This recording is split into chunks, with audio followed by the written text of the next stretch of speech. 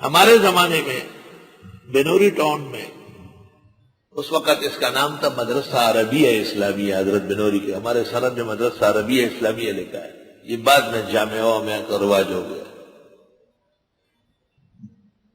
اکوڑا ہٹک کے مولانا عبدالحق صاحب رحمۃ اللہ علیہ تشریف لائے،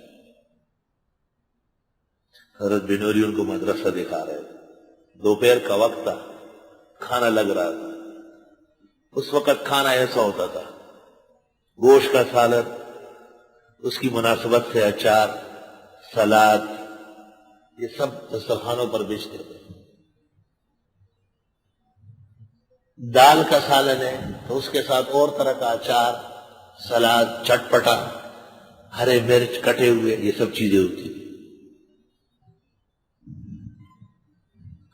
حضرت مولانا عبدالحق صاحب نے حضرت بنوری سے فرمایا، کوئی شک نہیں کہ یہ طلباء آپ کی دعاؤں سے اور توجہ سے اس سے بڑھ کر اکرام کے لائق ہیں، اور اللہ آپ جیسے بہادر، کریم النفس، سخی ہمارے بزرگوں کا سچا جانشین ہمیشہ قائم دائم رکھے۔